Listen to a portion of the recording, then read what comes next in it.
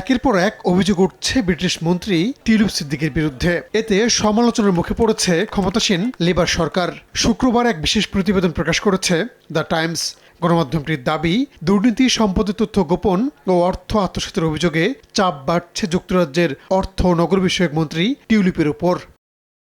প্রতিবেদনে আরও বলা হয়, অভিযোগের ভিত্তিতে টিউলিপ সিদ্দিককে মন্ত্রিত্ব থেকে সরিয়ে দেওয়ার কথা ভাবছেন প্রধানমন্ত্রী কিয়ার স্টারমার। এমনকি তার পদে দায়িত্ব পালনের জন্য সম্ভাব্য প্রার্থী নির্বাচনের প্রক্রিয়াও শুরু হয়েছে। যুক্তরাজ্যের ক্ষমতাসীন দল লেবার পার্টির মন্ত্রী টিউলিপ সিদ্দিকের বিরুদ্ধে আওয়ামী লীগ সংশ্লিষ্ট আবাসন ব্যবসায়ীর কাছ থেকে লন্ডনে বিলাসবহুল ফ্ল্যাট উপহার নেয়ার অভিযোগ উঠেছে।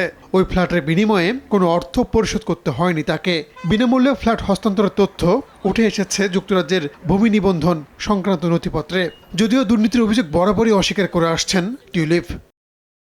এদিকে যুক্তরাজ্য ভিত্তিক গণমাধ্যম দ্য টেলিগ্রাফ এক প্রতিবেদনে দাবি করেছে, গেল বছরের নির্বাচনে দেশটির বর্তমান প্রধানমন্ত্রী কিয়ার স্টারমারের সমর্থনে নির্বাচনী প্রচারণা চালিয়েছেন দেশটিতে অবস্থান করা আওয়ামী লীগ নেতাকর্মীরা। টিউলিপের পক্ষেও তারা প্রচারণা চালিয়েছেন বলে প্রতিবেদনে দাবি করা হয়। রাহানুল রানা, সময় সংবাদ।